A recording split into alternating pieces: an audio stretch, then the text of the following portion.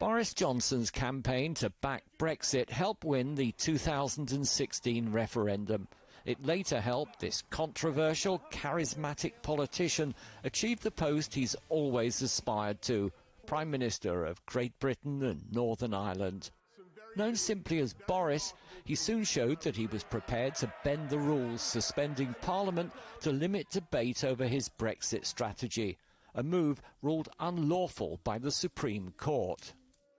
In the end, he called an early election on the promise to get Brexit done. We have a deal with the EU that is ready to go.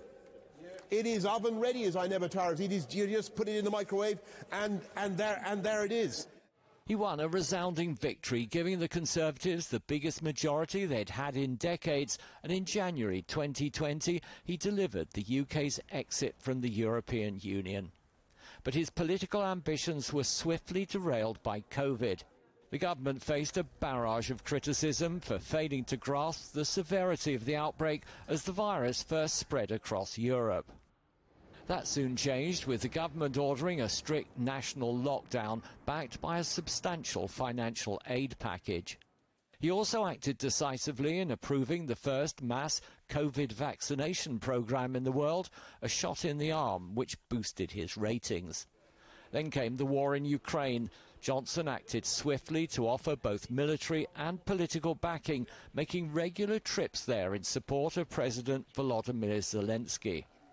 Back at home, though, his premiership was increasingly dogged by accusations of sleaze and poor judgment.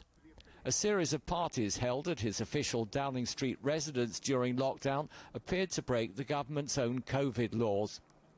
The police intervened in the Partygate scandal, with Boris Johnson becoming the first sitting British Prime Minister to be fined for breaking the law. Mr. Speaker, I want to apologise. I know that millions of people across this country have made extraordinary sacrifices, and I know the rage they feel with me and with the government I lead. Once named Teflon for his ability to brush off scandals, in the end, public opinion turned against him, his ratings so toxic that his own party forced him to resign. It is clearly now the will of the Parliamentary Conservative Party that there should be a new leader of that party and therefore a new Prime Minister. As the leadership contest to replace him got underway, Johnson almost disappeared from public life. The opposition called his government missing in action as the country struggles with rampant inflation and soaring energy prices. For the moment, Johnson remains an MP and could earn millions on the speaking circuit and by writing his memoirs. In his farewell address to Parliament, though, there were hints that he's planning a comeback. Hasta la vista, baby. Thank you. Michael Voss, CGTN, London.